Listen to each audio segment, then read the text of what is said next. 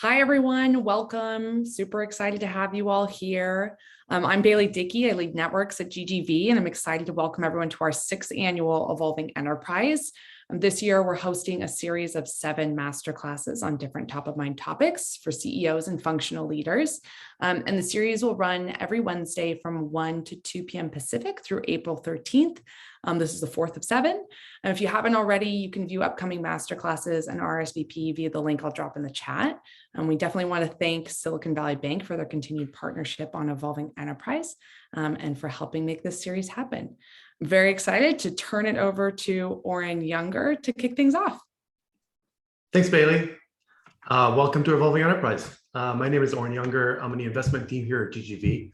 I'm lucky to be on the board of 2 of the amazing companies represented here today, Orca Security and Drata. The focus of this Evolving Enterprise session is going to be of how to build and scale the marketing function. And there's a lot of approaches, misconceptions to what marketing does, how to measure marketing effort, how to create a unified impact across product, sales, and even how to get started, which is a conversation I'm having with a lot of early stage entrepreneurs. So this is why I'm super excited to be joined by 2 marketing leaders, Meghan Marks and Sarah Lubek. I'll let them introduce themselves. Meghan, why don't you go ahead first? Hi, Oren. Hi, everybody. My name is Meghan Marks. I'm the CMO of Orca Security. And at Orca, we secure the cloud for companies around the globe with our cloud native security platform. And I'm really excited any day of the week to talk about marketing. Over to you, Sarah. Awesome. Hi, everyone. My name is Sarah Lubek, and I have the distinct pleasure of serving the marketing team at Drata. So Drata is a security and compliance automation platform that helps businesses earn and keep the trust of their users, their customers, their partners. And we do it by helping them get and stay audit ready for SOC 2, HIPAA, PCI DSS, ISO 27001, GDPR, like the alphabet of compliance frameworks, we do it, and soon a lot more. And like Meghan, I can just talk about marketing all day, every day. So excited to chat more. Awesome. Thank you both. So Sarah and Meghan both work for security companies. Today's session is relevant to any enterprise startup. Just wanted to point this out. We got a lot of great questions from the audience. And so please feel free to keep them coming, and we'll try to make this session as interactive as possible. But I'd like to kick things off with a question about hiring. So Sarah, Meghan, when should a founder hire their first marketing person? And should the first marketing person be a leader, an IC, and perhaps what you should consider? Sarah, why don't you go first? You got it. I'll go first. I'll be the guinea pig. So I will say I'm a bit biased here, and a lot of it will depend on the circumstance of the company. Like, what's your sales motion? Are you guys selling enterprise? Are you product led? But I would say the earlier the better. And part of that is because a really great marketer can really help you define what your go-to-market motion looks like. So positioning your product, testing, deriving insights, etc. And, I know that's not always possible, but I think when it is possible, you can find that marketer that is kind of full stack and can do everything. On the contrary, I would know a lot of times if they're not like a VP or CMO, they're not the first hire. So I would say, like, should the first hire be a leader? That's a good question. I don't think you want your VP as your first hire. I would say you want to find someone that is a player coach. Usually I like kind of like a senior manager level. They can roll up their sleeves, and then they can potentially bring in someone underneath them to train. And, a lot of times you'll bring in a VP and they'll need a lot of team to execute and they just won't be nimble enough. So I would bring in that kind of like that mid-level person that is crazy enough to want to work at that startup and kind of do this all over again and has done it before. I agree with what you're saying. I also tell founders, you will not regret in investing in marketing. Any investment you make in marketing will be a good one. The earlier, the better.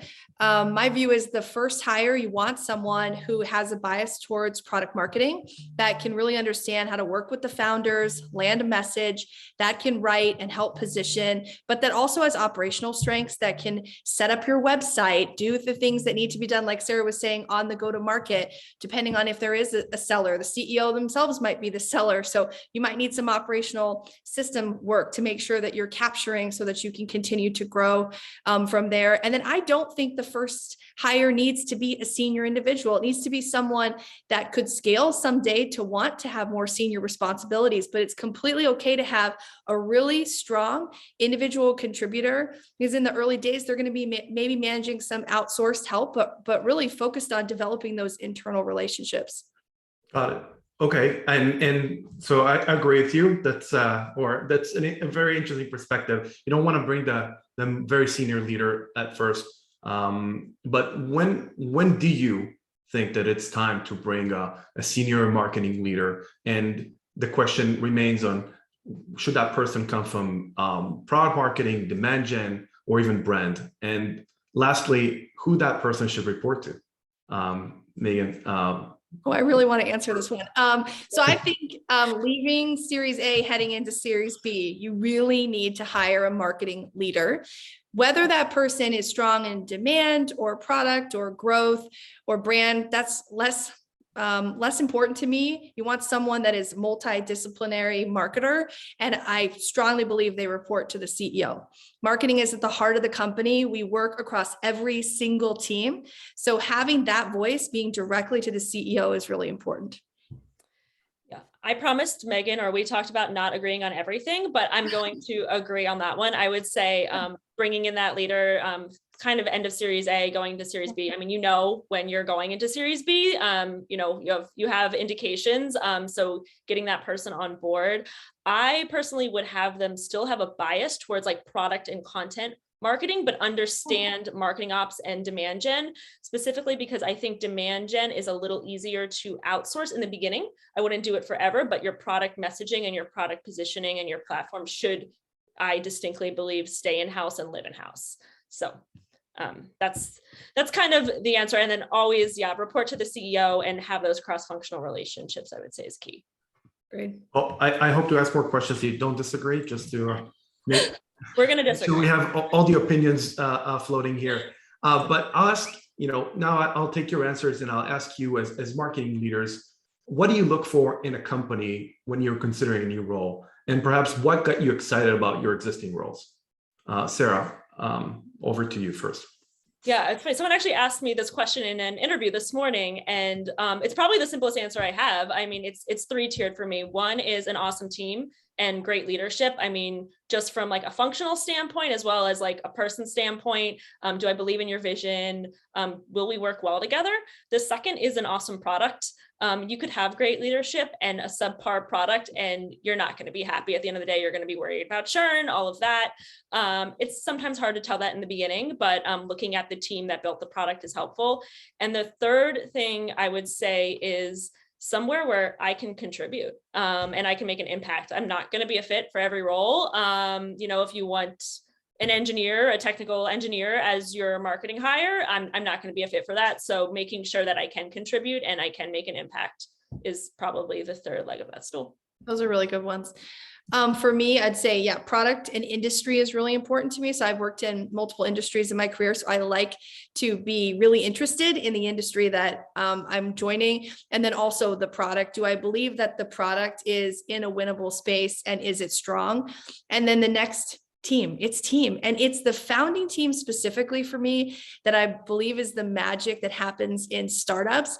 When you meet a founder and you have this just overpowering desire to take their dream and make it bigger and continue to grow with them and have that connection, that's really, really, it's really unique. It doesn't happen a lot. So in my current role, that was what I was looking for. I was really looking for a founding team and an investing team that I believed in very strongly personally, and that I saw would believe in me and would give me the tools and the empowerment to go do what I love to do. So I think that's a really big part of it. And I've also interviewed for startups where I just thought, you know what, this isn't going to be a situation where we're going to be able to communicate openly with each other and it's not really a fit. And that's okay. I mean, like Sarah said, it's all right to be able to walk away and say, I don't think that I'm the right fit for this company at this time. And I'll cheer them on from the sidelines, but really looking for that right fit is important. Oh, we're definitely glad that the founding team were able to convince you both in Orca and in Drata to join the teams. So I want to switch gears here and talk about allocating budget and measuring success in the marketing function. So Sarah, what is the right budget for marketing and how should the CEO review it? Cool. I don't know if Adam's on this call, so I'm just going to say a lot of money and more, but I'll actually kind of give a practical answer there. So it depends on the sales motion, and I can't just throw out a number, but there's a strategic way to look at it, and then there's kind of a tactical way to look at it, and then usually it's somewhere in between what we actually land up on. So the strategic way would be, what's your TAM? How much of the market do you think you can capture? What are the most important metrics as well? I would say focusing on CAC in the beginning, you need to track it, but having an obsessive focus on it is actually not going to help your company scale. So be mindful of that. And then the second thing I would say as well, and a mistake, I feel like these are just going to be trickled with mistakes that, I've probably made in the past, is not investing in brand. In the beginning when you are unknown, and making sure that when you go and get a budget with your CEO, that there is a brand budget in there, because there's going to be such a propensity, especially from your investors, to show direct ROI from your marketing efforts. But if you're completely unknown and you're going to market, you need to develop that brand too. So I can't necessarily give a number. I would say, look at the strategic, like TAM, what's possible, look at what other people are spending, and then you're going to have to go with a little bit of gut and in between, and then add a brand budget on there as well. Got it. Go ahead, Oren. No, it's fine, Megan. It's fine. Perhaps I'll tee this up, Megan, if you can perhaps take this and add a percentage, or should the CEO think of marketing as a percentage of something inside the organization? I know, as Sarah mentioned, it depends, and there's a lot of different components. And we're going to touch on effectiveness and how do you touch brand, and hopefully in a second. But just curious to get your take on kind of percentage of the overall marketing spend. I think it's there's a strong tendency for folks to want to say it's a percentage of revenue, whatever whatever year one, if you have some dollar amount, even it's only $900,000 or $500,000, and you want to say a percentage of that overall revenue would go towards marketing.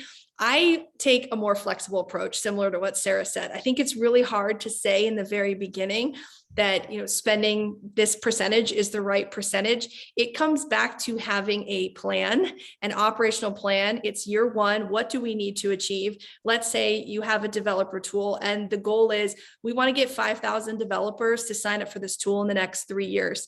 Then investing in marketing makes a lot of sense. Investing in product and investing in growth, all those things make sense. And then just figuring out what number, trying it for the first year, and being very simplistic about measurement, and then looking at the results and going from there. I love it. I think marketing should always run experiments and see what works and what doesn't work. Very similar to other functions, I believe, but definitely it's a core component. But I'll push here a little bit, and I ask you how do you measure the marketing effectiveness? Because you're right, there's a lot of things that you need to do as a building block. Brand is something that is perhaps mysterious, but it's hard to capture some efforts that I put in today, some hiring that I took on now. What can I how can I measure that I'm progressing on the right area, and how somebody who doesn't come from the marketing disciplinary can really measure that? I'll let you start, Megan. Yeah, I definitely don't think you want to get into a full dollar in, dollar out. So I put $1 in marketing and I get, $10 in either revenue or pipeline in the beginning, but having a set of metrics. So let's say it's okay, we're going to bring in some demand. So that could be web traffic, that could be social engagement, that could be all different kinds of things, that could be leads. But then ultimately it's about pipeline. Pipeline is that metric that can be shared across a go-to-market team between marketing, SDRs, sales, partner teams, so that we can understand how do we not just feed this quarter, how do we feed the future quarters, so that we can do what we need to do to hit the numbers for the business. But when it comes to measuring marketing effectiveness on your dollars, you do need to consider brand, because you're going to spend money on brand, and brand might just be, I'm going to have 3 writers, and all they're going to do all day is write. They're going to put it on the website. We're going to use this in PR. And all we're going to do is have this media content machine going. And that's not going to necessarily generate leads, but it's going to generate brand awareness. People are going to know you better. That's going to cost you money. So there's ways you can look at, there's so many marketing tools to measure all the different things that marketing does. So I would say keep it really simple, but also be mindful of what's the goal that we're trying to achieve as a company. And then is marketing helping move that goal along? Sarah, do you have different thoughts than Megan? Kind of just a +1 there, but I would say in the beginning, you want your activity-based metrics and you want your outcome-based metrics. So you have to, it's all about learning what your funnel looks like. So what are the indications when someone comes in at the top of funnel is interested in your product? And then like, what's kind of that mid-funnel engagement? And then what does that bottom of the funnel look like? But at the end of the day, it should be rallying around pipeline and making sure, and the reason you do that is to educate the sales team and cross-functionally that marketing's job isn't just simply to generate leads. I think that's a big misconception that people kind of come into marketing with. Okay, we're going to hire a marketer and they're going to just take care of the lead gen aspect. Yes, I just want to make one comment there, and that's such a big misconception that we just bring the leads, and actually a high functioning marketing team goes well beyond bringing the leads. We really are the team that is pushing on the pipeline for the future of the company, for the current quarter and future quarters, because what happens is sellers and their teams, they become really focused on, okay, I've got to get these deals closed for this quarter. And I see marketing as we're the team that's looking for the next quarter and the quarter after, so that we're setting up the company for success. So it's not just about the leads, but it's truly about how do we get that pipeline engine across all the teams really going fast.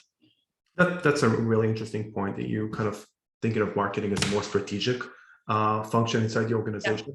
Yeah. But also that tees up my next area of how do you cross collaborate with other functions in the company. I'll start with sales. Perhaps it's the most obvious one, but Megan, what KPIs do you co-own with the sales team? Is it opportunities, pipeline, as you mentioned, deals, close won rates, ARR, and perhaps how this is evolving over time?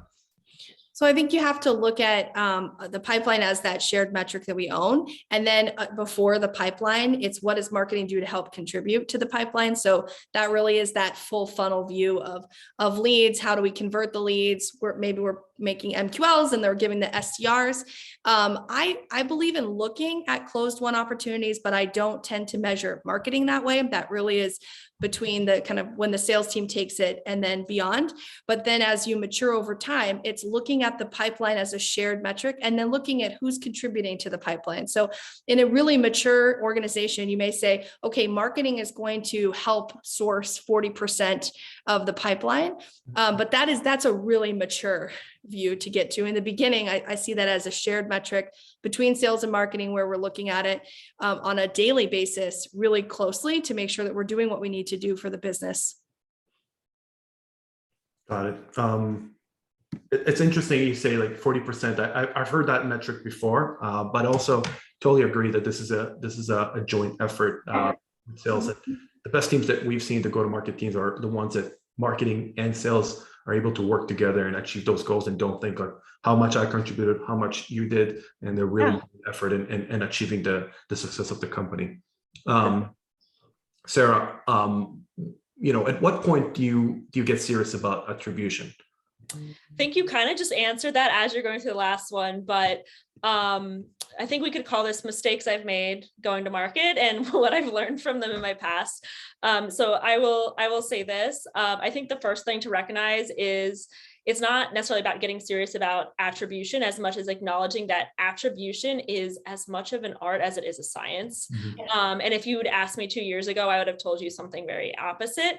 Took me probably, well over a decade to arrive at this. But part of the reason I don't over obsess over attribution right now is it drives a wedge between sales and marketing incorrectly, and makes it feel like it's us versus them.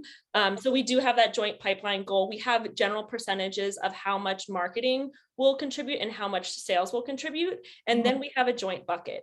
And if both teams touch it, it goes in the joint bucket. It's not U-shaped.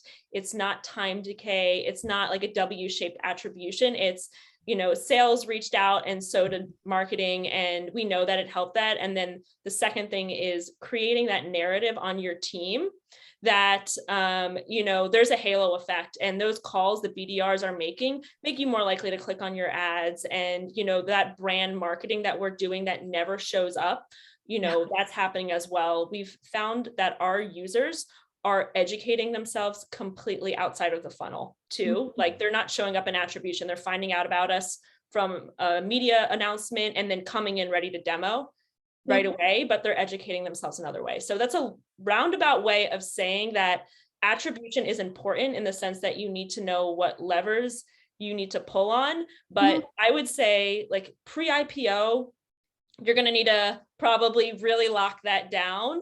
But I think a mistake people make is this over obsession in Series A, Series B, even Series C of knowing who's contributing to every dollar in that sense.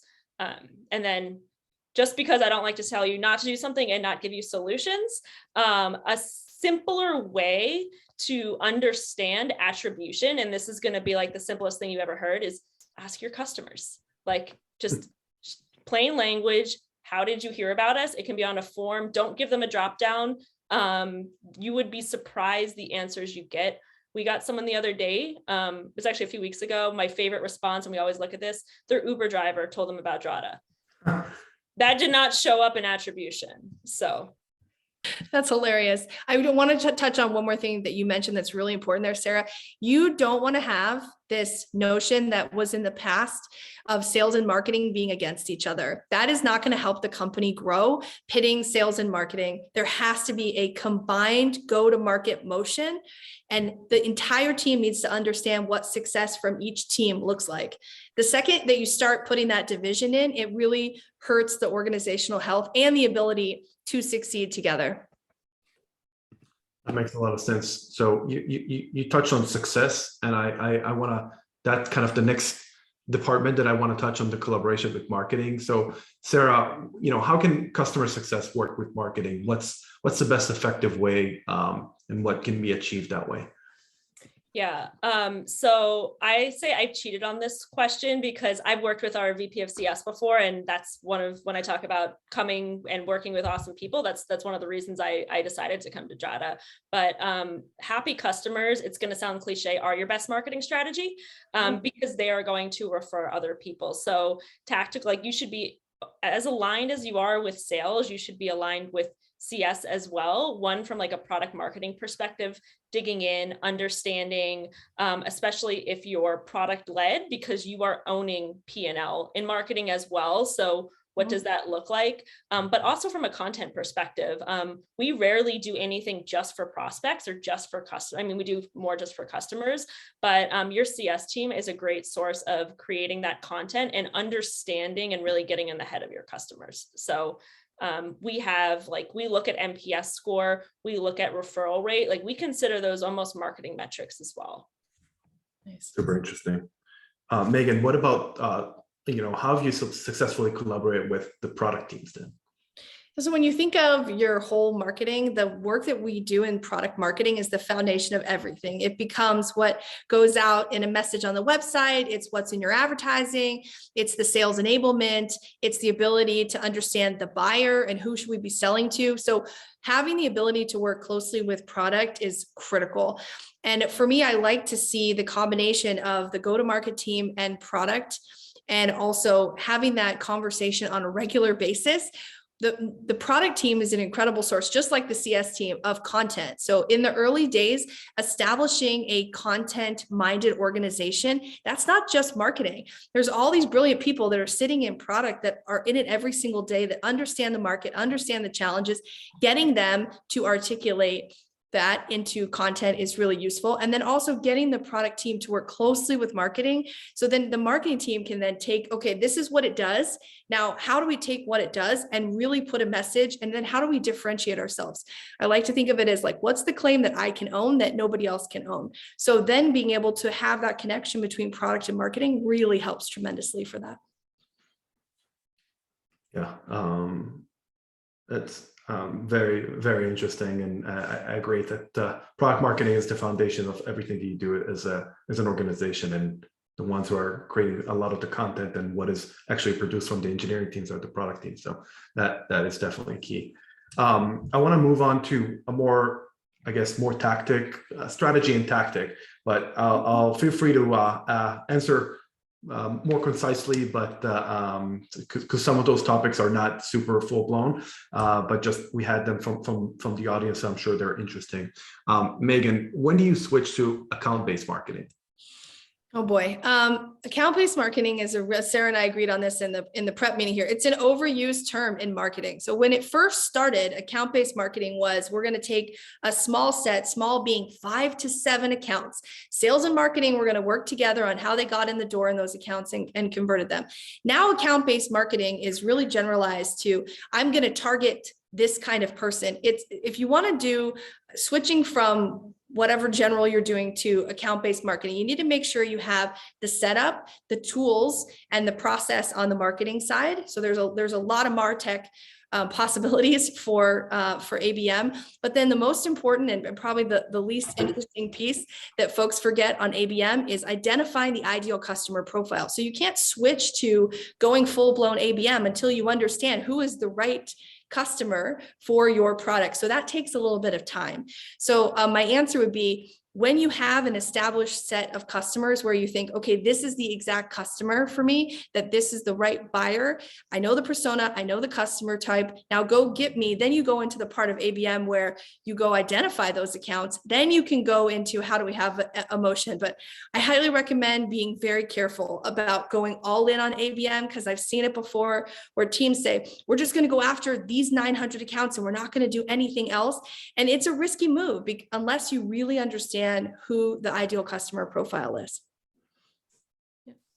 Thanks. Yeah, I'm sure there's a lot there for companies to think when is the right time and if they have the right infrastructure. I see we have a question from the audience, so I'll try to integrate it in. But just curious if you have preference on whether the marketing ops function should be part of marketing or demand gen, or should be combined with RevOps as part of the sales operations, and perhaps it should differ from the stage of the company.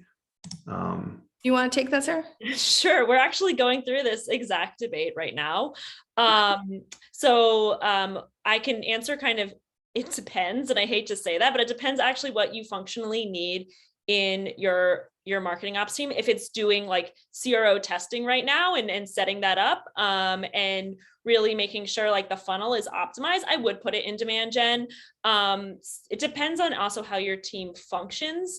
So if there's a culture here where teams are not in silos within marketing and they all cross-functionally contribute, then I think it's fine to put underneath it. If there's an idea that if it's underneath demand gen, it's only going to serve demand gen, then that does become a problem.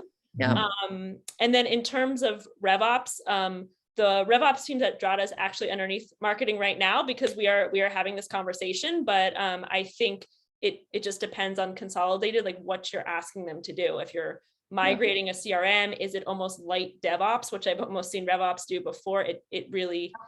It depends on just the structures and the goals and what you need them to achieve. Great points. Megan, do you have additional thoughts on this one? I'm kind of same. Although I will say I'm very much want to keep ops in marketing. So I would have a really hard time having marketing ops sitting outside of marketing. But in terms of does it need to sit in demand gen or not, I believe to have an operationally strong team, you really need to have operations across your marketing team where folks understand the numbers inside of marketing and outside of marketing. The one trick is making sure that you don't have two ops teams that are competing against each other, which I've seen too. So having the same numbers, but not having one set from sales ops and one set from marketing ops, which is why a lot of times teams want to combine them into one. So there's one source of data. But I personally like marketing ops and marketing. Super great points. So both companies are doing really well on social media. I know I'm an avid follower. Curious, Sarah, is social media the correct marketing for all types of companies? So no. Social media in the traditional sense, I don't think, I could tell everyone on this call that there's a case where someone like might not need social media in the traditional sense. But what I think maybe we're getting at with this question is there has to be some type of like community-based conversation somewhere, whether that's on LinkedIn, which tend to work for B2B companies, whether it's even like a closed forum for some reason, but some place where like customers and prospects can interact publicly and it's a semi two-way street. I think I'm trying to think of a situation where you wouldn't want that. Yeah, I would think to some extent, like you want that conversation. That's kind of the new age of marketing. It could even almost be like a Slack community, but some type of community-based marketing, I think, is necessary. That's actually quite interesting, because I find that a Slack community could somewhat compete with the social media one. And so one would perhaps be more of a brand and top of funnel, and a community one is more for people to get excited and to give you some ideas to what you're doing. I wonder if there's a balance in how you think about those two dimensions. For sure. That's another conversation we're having now as we're moving towards community, is like, who's it for and how do you create it and how do you open it up? And quite frankly, like, where does it live? Because your marketing ops person is going to hate you if you try and move platforms multiple times. So. That's right. Because by the way, every place you have engagement, someone needs to pay attention to it. So the more places you are channel wise, then someone in your team has to look at it, and then likely we want to measure it then. Megan, this one's for you. What functional areas do marketers try to outsource too quickly, or conversely manage in-house for too long?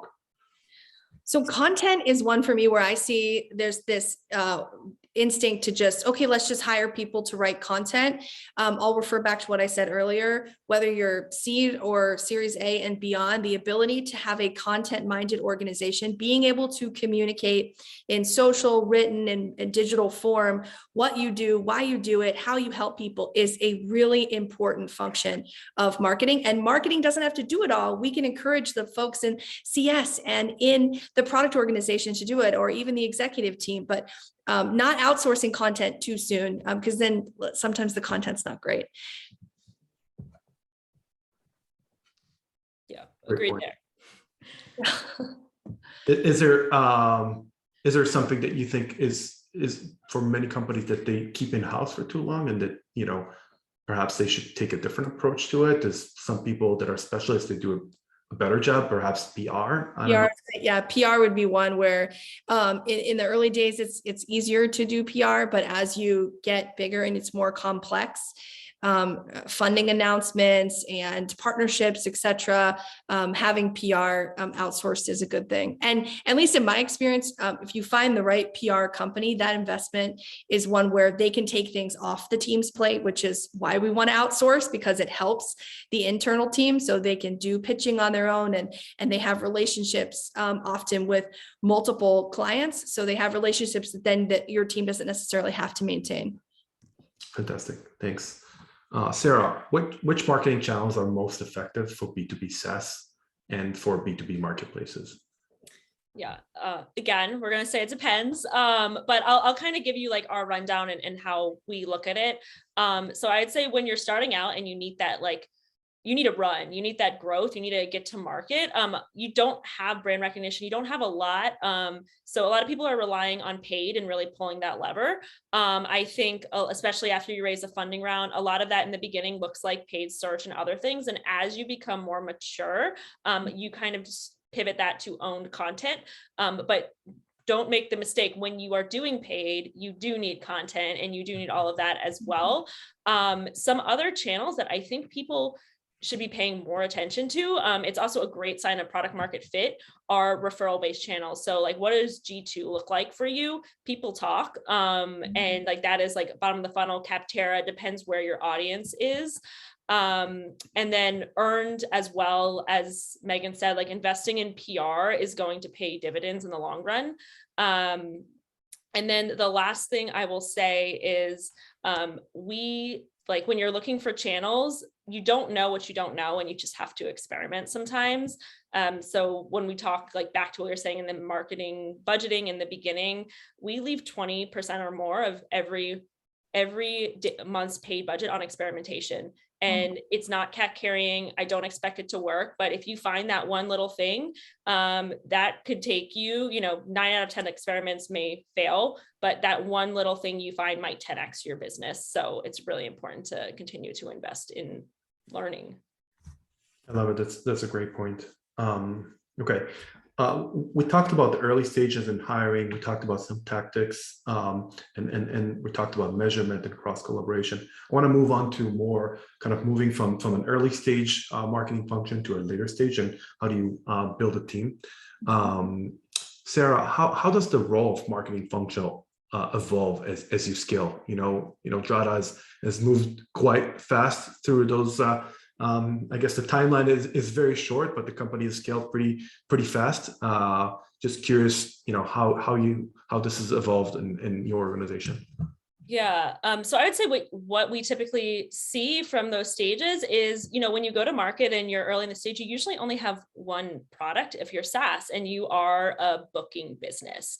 As you kind of start expanding and going later stages, you should be becoming a revenue business. So looking at reoccurring revenue, cross sells and upsells a lot more closely. So I would say the skill set of marketing, it's, we never are just lead gen, but in the beginning, it's a lot of acquisition and brand, and it becomes kind of more full funnel as the company scales for sure. I would say the second thing that happens and changes a lot as a company scales is not all companies, but a lot tend to like move up market or some even will go down market. I've seen it before where they'll start mid-market and they'll want to capture more. So again, like the function of the marketing team in that sense will change as well. You'll need product marketing, you'll need other things. It'll become more of like this strategic arm of the business.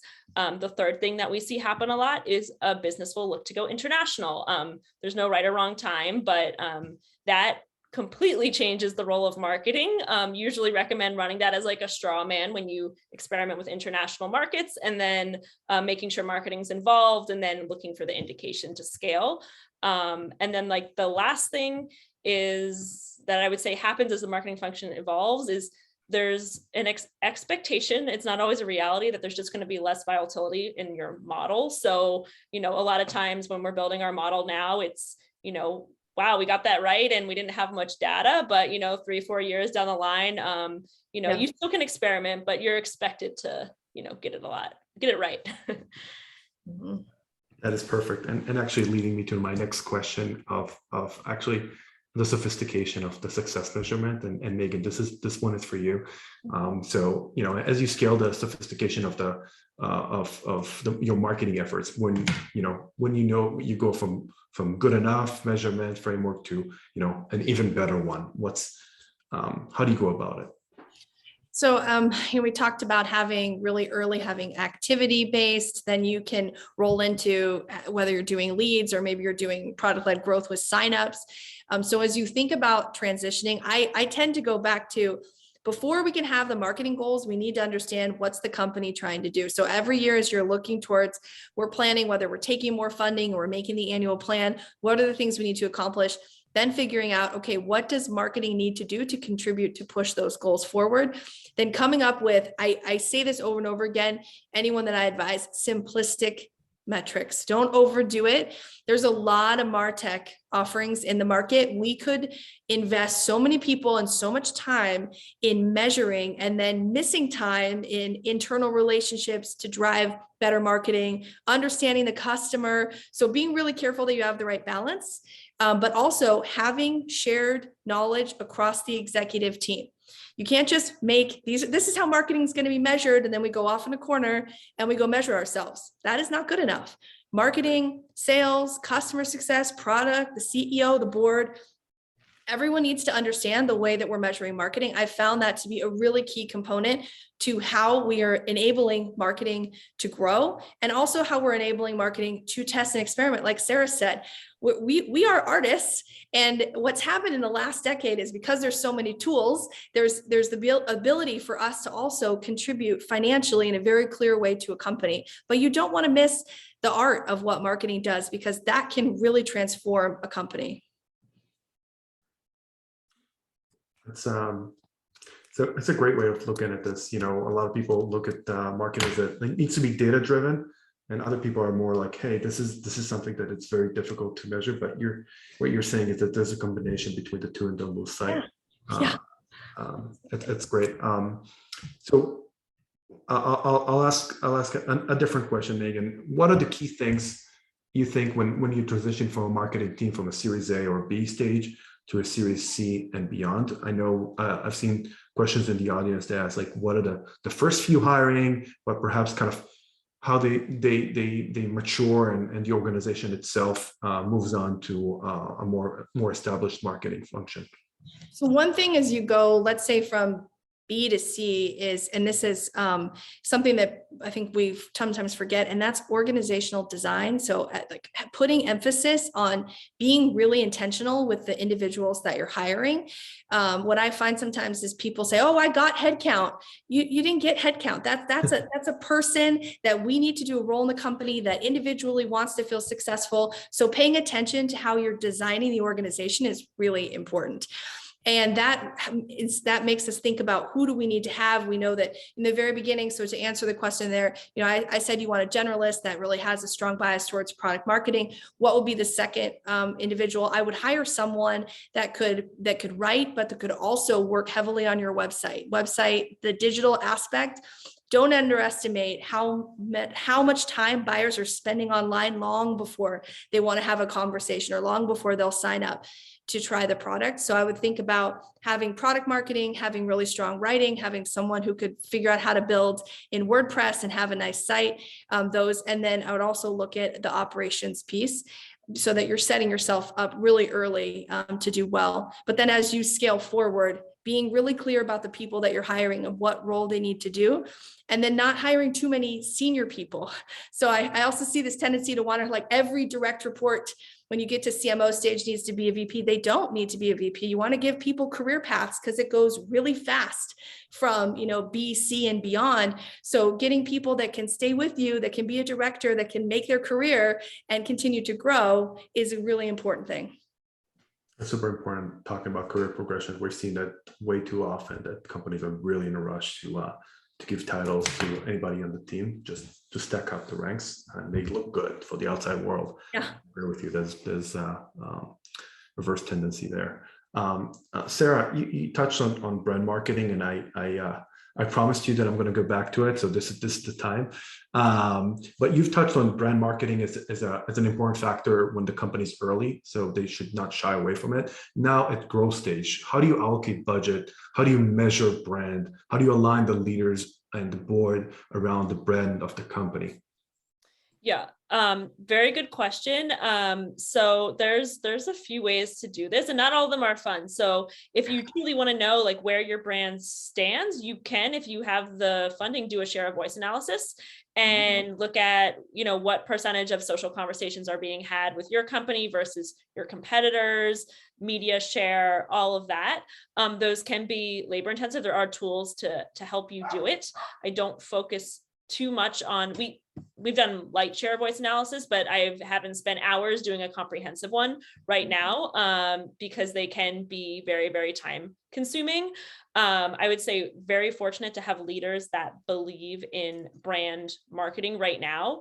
And it depends on like what the outputs are for you and your company. So it can be, I want to get X amount of impressions, and it doesn't matter how I get that. I don't necessarily recommend that because not every impression is created equally, and that can lead to kind of like that toxic thought process, and the toxic was kind of used in maybe the wrong way there. The second thing I would say is for brand marketing is it's kind of like this nebulous thing where people will often be like, just throw that into the brand budget.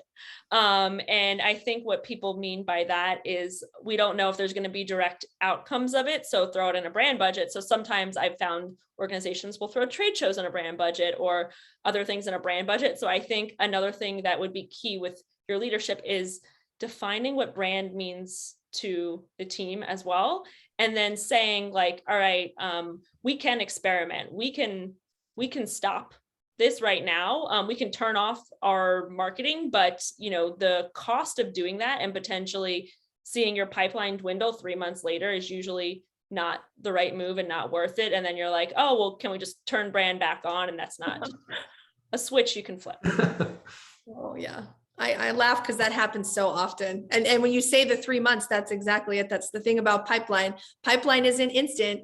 And then you change something and then all of a sudden you have an impact a quarter down the road. And just like you said, can we turn the dial back on? Well, you can, but it's going to take more time than at that point. Back to the long-term view. Yeah. I want to touch on culture and how the teams actually work. So Sarah, this one is for you. How are you creating a connected and result-oriented culture within the marketing team in today's hybrid, remote, maybe going back to the office world?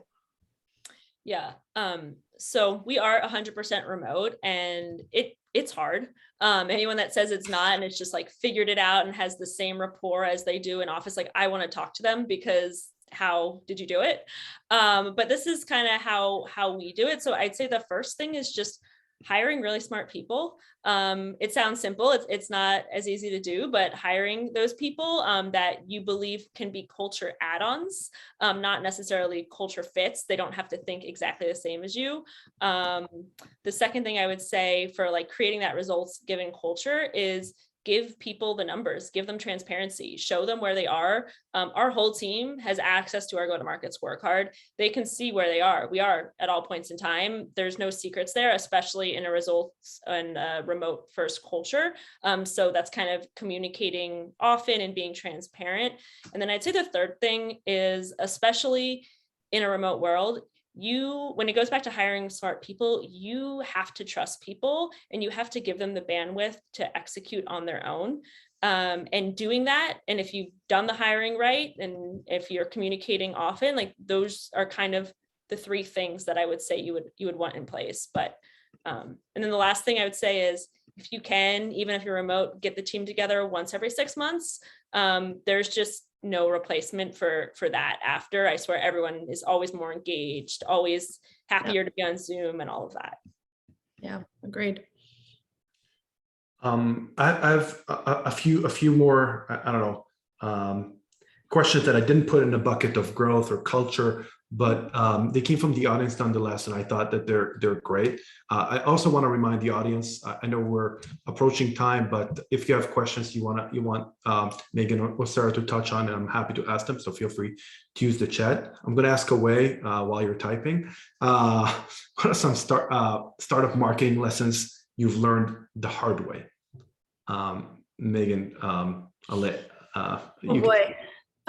So I mentioned earlier headcount. So I think a lesson I've learned the hard way is hiring too fast. So there's this tendency in startup environment, everything needs to be fast and needs to be done yesterday. When it comes to hiring, my advice is to find the right person. And I tell the folks on my team, it's okay if it takes us a little bit longer, because we do want to have people that are going to have impact to the company in a positive way. And also we want to have positive impact to the culture. So if you hire fast, you might get the right skill set, but you might not get the culture fit. And when you have a small team, having one individual that's not the right culture fit can really harm the team morale. So I'd say hiring fast is a lesson learned. I highly recommend that you take your time in hiring every single person in the team. Tips for founder, CEO, marketing relationship. Sarah, I know, well, I hope Adam's not listening, so feel free. Oh yeah. Well, if he is, then close your ears. Just kidding. I would say communicate often and communicate as much as possible. Make sure there's metrics to align around in that sense, and make sure your salesperson is part of that conversation as well, or your head of sales in that sense. And then the second thing I'd say is, if you're, at, a VP level in marketing, the CEO expects you to be able to provide counsel to them on where you should go and what you should do, not just agree with them if you think something is off base or anything like that as well. And then just to add to the startups lessons you've learned, like 2 very concrete things is, 1, over tooling has been one of my biggest mistakes, especially after a funding round, is people always get tool happy and they want to just buy everything and thinking it's going to solve a problem. Make sure you have a business case. It doesn't have to be formal, of like, what is this going to solve and what's the total cost of ownership of this tool is a huge one. That's a really good one. I want to add just to the relationship from the CEO. Just what you said, Sarah, is that marketing is, we see and we hear things all over the company, and having an investment really early on between the CEO and the marketing leader helps have conversations back and forth. We can provide insight, and then, same to us in terms of how we improve the marketing. So I'd say invest really early in having an open dialogue with marketing, between marketing and the CEO, so that marketing can come forward and say, hey, I see this. This is a place that we can improve, because ultimately it will help grow the company. So having that is really important. That is a really good point.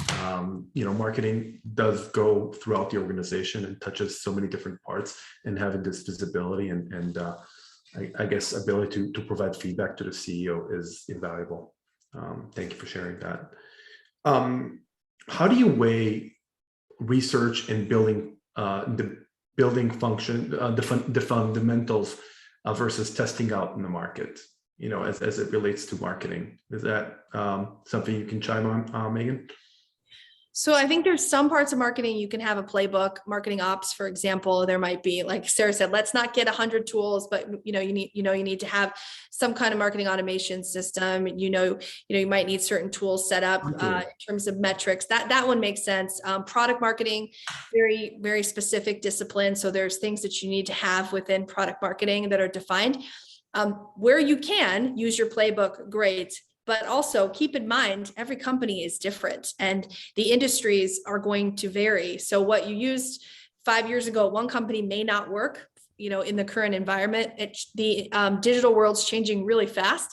So even the way we managed websites 2 years ago is different than the way we're doing it today. So I'd say look at the pieces that you can use from your playbook, but then also being open-minded on what do you need to change in your own personal playbook to adjust to the company that you're in, with the product that you're marketing, with the team that you're marketing with.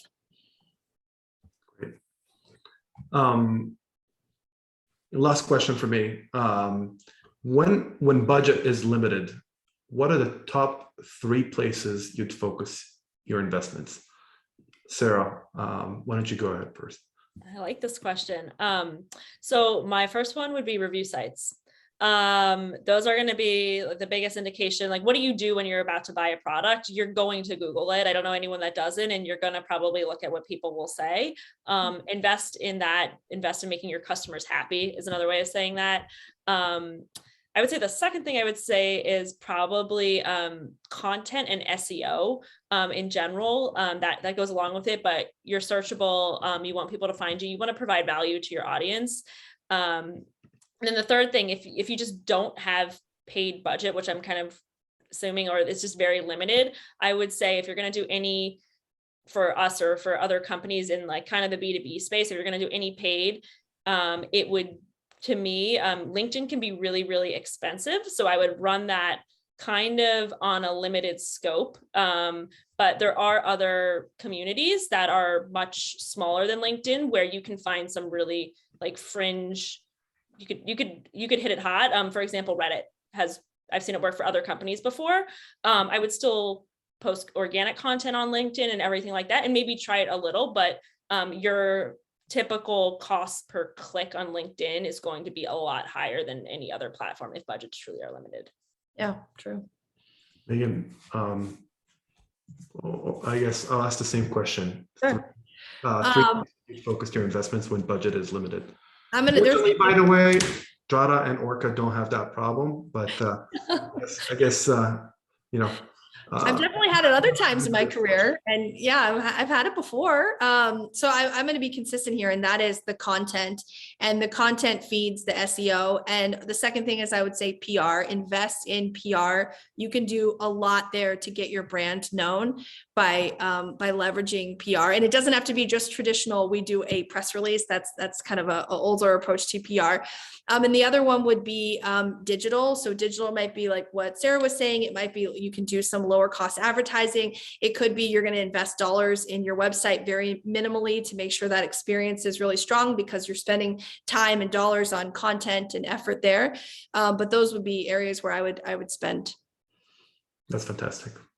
Well, I know this session was with a ton of different questions from all different directions. I want to thank Megan, Sarah. Thank you so much for joining us. Thank you everybody in the audience who tuned in and sending questions in advance and interacting with us. And I hope you find it as useful as I have. And feel free to chime in on other Evolving Enterprise sessions. I'm sure they'll be as amazing as this one. Thank you. Thank you so much, Warren. Thank you, Sarah. Thank you. Bye-bye. Bye-bye.